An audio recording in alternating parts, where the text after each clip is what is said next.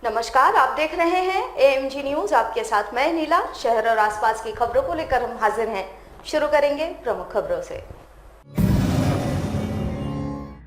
शहर में बढ़ रहा है अपराधियों का मनोबल। दिन दहाड़े फ्लैट में घुसकर डकैती करने की हुई कोशिश, स्थानियों ने किया नाकाम, अपराधी को किया पुलिस के हवाले। शहर में जारी है चोरों का कहर। कदमा थाना क्षेत्र के बंद क्वार्टर में चोरों ने तोड़ा ताला, उड़ाया 5 लाख के जेवर। आजादनगर थाना क्षेत्र में चल रहा था अवैध गैस गोदाम, प्रशासन ने की छापेमारी, गोदाम को किया सील, चल रहा था गोरख धंधा।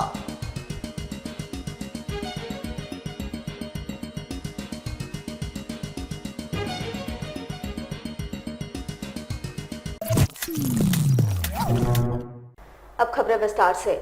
जमशेदपुर में अपराधियों का मनोबल इन दिनों काफी बढ़ गया है। दिन हो या रात, अपराधी किसी न किसी घटना को अंजाम दे रहे हैं। वैसे ताजा घटना सीताराम डेरा थाना क्षेत्र का है, जहां भालूवासा लाइन नंबर 5 स्थित एक अपार्टमेंट में रहने वाले पैकर्स एंड मूवर्स कारोबारी शर्मा मूवर्स एंड पैकर्स के घर में घुसकर बेखौफ अपराधियों ने हथियार और बम के बल पर कारोबारी की बहू को बंधक बनाकर उनकी पोती को अपहरण कर लिया। बताया जाता है कि अपराधियों ने कारोबारी की बहू के गर्दन पर चाकू से हमला भी किया है। वैसे स्थानीय लोगों ने एक अपराधी को धर दबोचा और उसे पुलिस के हवाले कर दिया। दबोचे गए अपराधी के पास एक बैग बरामद किया गया, जिससे 10 केन बम मिलने के बाद इलाके में सनसनी फैल गई। वैसे 3 की संख्या में अपराधी बताए गए थे, जिनमें से 2 भागने में सफल रहे, जबकि तीसरे के बारे में पता लगाया जा रहा है। वहीं दबोचे गए अपराधी से पुलिस पूछताछ कर रही है। इधर इस घटना के बाद स्थानीय लोगों में आक्रोश देखा जा रहा है। वैसे दिन दहाड़े शहर के बीचों बीच अपराधी अपहरण जैसी घटना को अंजाम देने के लिए अगर पहुंच रहे हैं, तो निश्चित तौर पर इसे पुलिस प्रशासन का चूक माना जा सकता है। जिसका पास मोजर था उसका नाम राजू था। हम लोग इस लाइन में एक श्राद्ध कार्यक्रम वहाँ पर ही मौजूद थे, तब तक हल्ला हुआ मोहल्ला में कि घर में 2 आदमी घुसे हैं, डकैती कर रहे हैं, एक बच्ची को किडनैप कर लिया है और उसके बाद वो उसको हाथ पैर बांध दिए हैं, जिसमें एक भागने में सफल हो गया, जो रांची का बता रहा है जो पकड़ा है, और एक जहानाबाद से आया हुआ जिसका बैग वो पकड़ा है। भालूवासा लाइन नंबर 5 फ्लैट नंबर 137 में 5 तल्ला में चढ़कर ये लोग बाहर से आए हुए हैं। ये जानकारी मिला, पूरे मोहल्ला के लोग जुटकर उसको पकड़ के प्रशासन को हैंड ओवर कर दिए हैं। अब प्रशासन इसकी अपनी कानूनी कार्रवाई करे। मामला सब में यही है कि हम पेट्रोलिंग में थे सुबह 8 बजे से 2 बजे तक। उसमें हमारे ओडी अफसर बास्की जी फोन किए कि 5 नंबर भालूवासा 5 नंबर रोड में वहाँ दो आदमी पकड़ाया। 2 आदमी पकड़ाया, ये नहीं बताया कि कौन आदमी है। जब वहाँ हम स्पॉट पर जब पहुँचे तो वहाँ पूरा भीड़ भाड़ था। एक आदमी पकड़ाया, हम अपना पकड़ करके थाना लाए। उसके बाद ये अभी बंद है, लेकिन एक बैग में शायद बम के उम्मीद है। बम के ये लड़का तो बताया कि मेरे पास पैसा की कमी था, इसीलिए इस मकान में हम रुके हैं और 5 साल इस मकान मालिक के पास हम ड्राइविंग। शहर में एक बार फिर चोर लुटेरे और बदमाशों का गिरोह सक्रिय हो चुका है। पिछले कुछ दिनों में लगातार चोरों ने चोरी की कई वारदातों को अंजाम दिया है। ताजा मामला कदमा थाना क्षेत्र का है, जहां एक बंद पड़े क्वार्टर को चोरों ने अपना निशाना बनाकर लाखों की चोरी की घटना को अंजाम दे दिया। आए दिन शहर के विभिन्न थाना क्षेत्रों में चोरों का आतंक जारी है, जहां लगातार चोर चोरी की घटना को अंजाम देने में सफल हो रहे हैं। जमशेदपुर के Kadma farm area quarter number 20 के एक बंद पड़े क्वार्टर में चोरों ने करीब 5 लाख रुपए के जेवरात पर अपना हाथ साफ किया। मिली जानकारी के अनुसार घर के सदस्य सोनारी के किसी रिश्तेदार के यहां गए हुए थे, जहां देर रात चोरों ने क्वार्टर के पीछे के दरवाजे को तोड़कर घर में प्रवेश कर गए और अलमीरा में रखे गहने का थैला लेकर चलते बने। हालांकि पुलिस मामले की जांच में जुटी हुई है। लॉकर के अंदर और एक लॉकर पूजा में गए हम लोग सारे परिवार 3 बजे का टाइम में गए। फिर वहाँ से आए 8:30 बजे, देखे घर का पीछे साइड का ताला बंद है, ग्रिल खुला हुआ था, ग्रिल पूरा मार के बैंड किया हुआ है और लॉकर खोल के पूरा, मतलब घर का और कोई चीज कुछ नहीं टच किया, लॉकर खोल के पूरा जितना जेवर था, कैश था, सब लेके गया। कैश 20 से 22 हजार था कैश, और गहना तो मेरे ख्याल से बहुत ही ज्यादा था, और मंगलसूत्र, अंगूठी, नकलेस, झुमका वगैरह पूरा था, पूरा बैग उठा कर गया। 5 लाख का गहना था होगा। हम लोग सोनारी गए थे, ससुराल गए थे पूजा में। 3 बजे घर से निकले और रात में 8:30 से 8:45 के बीच में आए। उस समय सारा घटना घट जमशेदपुर के आजाद नगर थाना अंतर्गत ओल्ड पुरुलिया रोड स्थित एक बिल्डिंग में अवैध रूप से भंडारण कर रखे गए एलपीजी गैस के 134 सिलेंडर जब्त करते हुए गोदाम को एमओ ने सील कर दिया।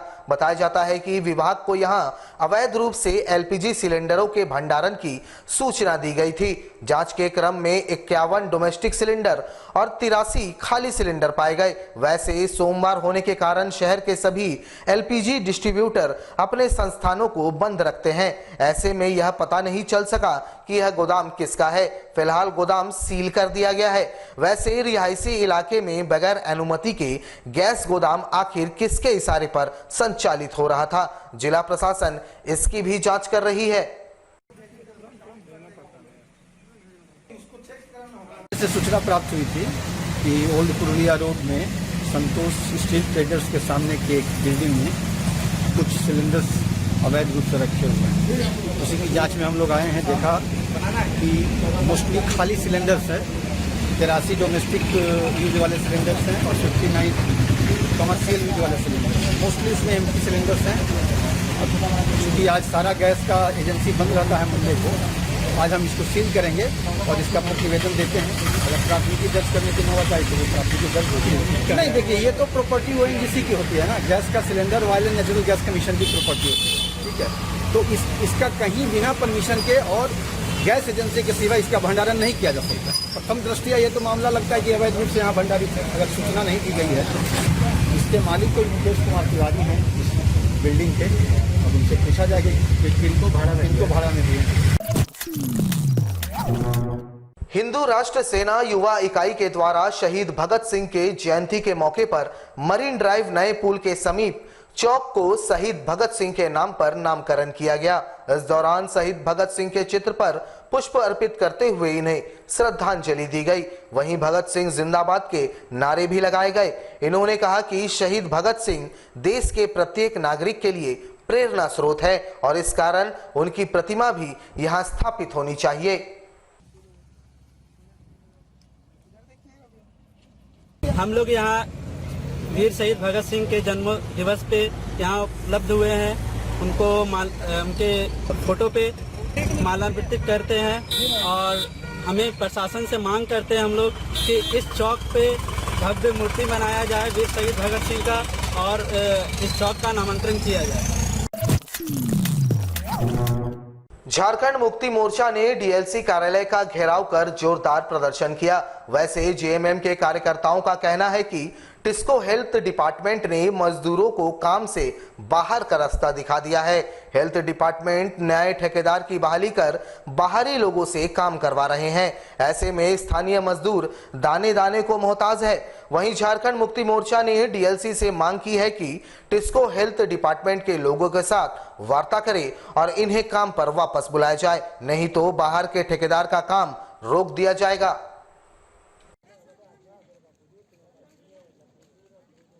हाँ, क्या वार्ता है आज हम लोग का टिस्को हेल्थ डिपार्ट का जो मजदूर है उसी का डीएलसी में हम लोग का वार्ता है। विगत 1 सप्ताह से ये मजदूर स्ट्राइक पर है।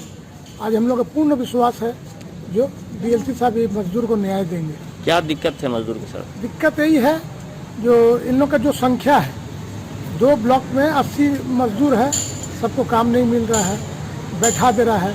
नया ठेकेदार आया है, नया लेबर लेके चले आ रहा है। तो हम लोग का कहना है जब पुराना मजदूर ऑलरेडी है तो फिर अब नया क्यों लाइएगा?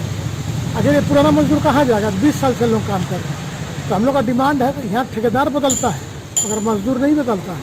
वही मजदूर यहाँ ड्राइवर भी वही है, रेजा है, कुली है, सब तो यहाँ पर अवेलेबल है। मगर ठेकेदार जो है नया नया आया है यहाँ पर, वो मैंने अपना वर्चस्व दिखाने का ये कर रहा है। यही सब बात है। आज हम लोग न्याय के लिए आए हैं और हम लोग को पूर्ण विश्वास है कि डीएसपी साहब हम लोग को न्याय देंगे। जमशेदपुर में किन्नरों के उत्थान के लिए कार्य करने वाली संस्था शुभकामना फाउंडेशन के द्वारा किन्नरों को मिलने वाले पहचान पत्र और बाकी सरकारी दस्तावेजों के प्रति जागरूक करने और उन्हें बनवाने की प्रक्रिया को पूर्ण करने हेतु एक बैठक का आयोजन किया गया, जहां तमाम किन्नरों के साथ अधिवक्ता भी मौजूद रहे। वैसे आमतौर पर भारत सरकार के द्वारा किन्नरों को उनके अधिकार के प्रति जागरूक करने हेतु कई तरह के कार्यक्रम चलाए जाते हैं और इसी कड़ी को आगे बढ़ाते हुए शुभकामना फाउंडेशन भी इस तरह के जागरूकता हेतु बैठक का आयोजन कर रही है। इस बैठक के माध्यम से किन्नरों को Aadhaar card, PAN card, ration card समेत कई अन्य सरकारी दस्तावेजों को बनाने के प्रति किन्नरों को जागरूक किया गया। मौके पर मौजूद अधिवक्ताओं ने कहा कि तमाम सरकारी दस्तावेजों के साथ साथ इन्हें कानून संबंधी जानकारी भी प्रदान की जा रही है ताकि ये सभी अपने हक और अधिकार के प्रति जागरूक रह सके। जिस समय इसके पहले इन लोगों को बहुत समस्या का सामना करना पड़ा था किन्नर समाज को, और इन लोगों का वोटर कार्ड नहीं था, राशन कार्ड नहीं था, बैंक पासबुक नहीं था, किसी भी तरह का कोई सुविधा नहीं था। इन लोगों के लिए सरकार बहुत सी सुविधा उपलब्ध करवाती है जो कि इन लोगों तक पहुंच नहीं पाती है। उसको इन लोगों तक पहुंचाना और पूरे जो भी अधिकारी हैं उनको कहना, ये जब तक ये लोग समाज जो एकजुट नहीं होगा तब तक इन लोगों को अधिकार प्राप्त नहीं। फिर भी हम लोग लड़ करके आज यहाँ तक इन लोगों को जो सुविधा मिल रहा है वो सुविधा हम लोग दिलाने का प्रयास कर रहे हैं। और हमारा कोर्ट में भी डालसा जो संस्था जो बना हुआ है इन लोगों के अधिकार के लिए बना हुआ है, और हमेशा ये लोग कभी भी अगर वहाँ अगर आप अपनी बात को अगर रखेंगे तो इन लोगों का समस्या का निदान अवश्य होगा।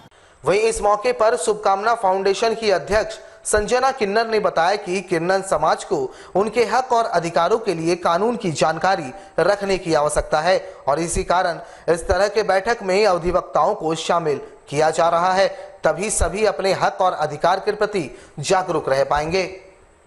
लोग हमारा वजूद प्रोजेक्ट झारखंड का जो है जो किन्नर समाज के लिए, उस प्रोजेक्ट में हम लोगों का एडवोकेसी मीटिंग है जो कि हमारे बस्ती की महिला कार्यकर्ता जितने भी हैं उन लोगों के साथ में उसमें शामिल कोई भी दिक्कत हो तो उसका निपटारा, उसका सॉल्यूशन इन लोगों के माध्यम से हो सके और हमें आने वाले समय में समाज की मुख्यधारा में जुड़ने में मदद मिल सके। जमशेदपुर के बिष्टुपुर स्थित गैरेज गांव में एक नई पद्धति के तहत वाटर हार्वेस्टिंग सिस्टम को शुरू करवाया गया। इसका उद्घाटन सोमवार को ईंचागढ़ की विधायिका सविता महतो के द्वारा किया गया। गौरतलब हो कि क्षेत्र में बड़ी संख्या में गैरेज है और पानी का इस्तेमाल यहां काफी ज्यादा होता है। ऐसे में इस वाटर हार्वेस्टिंग सिस्टम के माध्यम से पानी की बर्बादी रुकेगी और यहां स्टॉक होने वाला पानी दोबारा इस्तेमाल होगा, जिससे जलस्तर बेहतर रहेगा। पहली बार इस तरह का पहल खुद इलाके के लोगों के द्वारा किया गया है, जिसे काफी सराहना मिल रही है। गैरेज गांव में जो लोग धूप से लोग यहाँ आते थे, आकर पानी उन्हीं प्यास या गैरेज का लड़का लोग पानी घर से लेकर आना पड़ता था, इसलिए गैरेज गांव के ही तमाम मजदूर की ऐसा कुछ व्यवस्था करें ताकि हमारे यहाँ जो 150 गैरेज है इस परिवार के लोग भी कहीं नहीं जाए पानी पीने, और जो बाहरी साथी जो गाड़ी बनाने के लिए यहाँ आते हैं उनको भी कहीं जाना ना पड़े, उनको भी लगे कि यहाँ पानी का शीतल पानी का व्यवस्था है। और ये जो वेस्टेज पानी जा रहा था दूसरा जगह बना हुआ था, ये पानी हाथ धोने के लिए पीने के लिए जो नष्ट होता है उसके लिए लोग एक अच्छा सोच रखा कि वाटर हार्वेस्टिंग के लिए जो धरती को ये पानी पुनः चले जाए और फिर उस पानी को हम यूज कर सकते हैं। इस गैरेज गांव के सोच से हम तो बहुत ही ज्यादा खुश हैं। जमशेदपुर की सामाजिक संस्था मानव रक्षक और द वन इंडिया के द्वारा जिले के उपायुक्त को 3 सूत्री मांग पत्र सौंपा गया। संस्था पिछले गत 4 सालों से लगातार रक्त संबंधित कार्य कर रही है और संस्था चाहती है कि इस कोरोना काल में अधिक से अधिक लोग प्लाज्मा डोनेट करें। वैसे कोरोना से स्वस्थ हुए मरीज ही प्लाज्मा दान कर सकते हैं, पर ऐसे लोगों का कोई संपर्क ना होने के कारण संस्था जरूरतमंदों तक प्लाज्मा मुहैया कराने में असमर्थ है। कोरोना संक्रमण से स्वस्थ हुए मरीजों की जानकारी मिलने के बाद ही टीम जमशेदपुर और जमशेदपुर के बाहर से ब्लड डोनेशन और प्लाज्मा डोनेशन को लेकर जागरूकता अभियान चला सकती है। फोन के जरिए लोगों में ब्लड तथा प्लाज्मा डोनेशन जागरूकता अभियान भी चलाया जाएगा। प्लाज्मा कैंप लगाकर इनके द्वारा प्लाज्मा इकट्ठा किए जाने की बात कही गई और इस कार्य के लिए इनके द्वारा जिले के उपायुक्त से कोरोना संक्रमण से ठीक हो चुके मरीजों की सूची उपलब्ध करवाने की मांग रखी गई।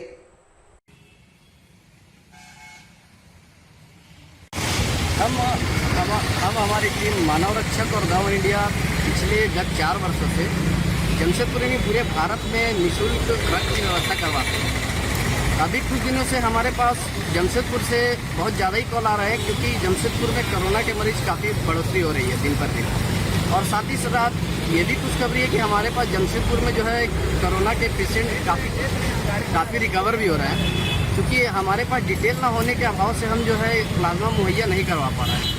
तो हम लोग डीसी साहब के पास इसलिए आए कि डीसी साहब हमें सहयोग करें, हमें कोरोना रिकवरी पेशेंट का डिटेल दें, ताकि हम उन कोरोना जो भी पेशेंट रिकवर हुए हैं उनसे हम प्लाज्मा डोनेशन के लिए रिक्वेस्ट करेंगे।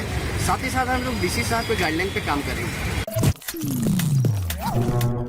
जमशेदपुर में मूल निवासी संघ के द्वारा जातिगत जनगणना को लोकतांत्रिक व्यवस्था का हिस्सा बनाए जाने की मांग देश के राष्ट्रपति के समक्ष रखी गई है। इस संबंध में इन्होंने जिले के उपायुक्त के माध्यम से महामहिम राष्ट्रपति को मांग पत्र भेजा है। इस दौरान मंच के सदस्यों ने कहा कि लोकतंत्र को मजबूती प्रदान करने हेतु जातिगत जनगणना की आवश्यकता है। वर्ष 1931 के बाद आज तक देश में जातिगत जनगणना नहीं हुई है। इस कारण से देश के संसाधनों पर सभी को समान हक नहीं मिल पा रहा है। इन्होंने कहा कि देश के विकास में सभी जाति और वर्गों का समान भागीदारी होना चाहिए और इसे सुनिश्चित करवाने का कार्य सरकार का है, जिस कारण से आने वाले दिनों में होने वाले जनगणना में जातिगत जनगणना को शामिल किया जाना चाहिए।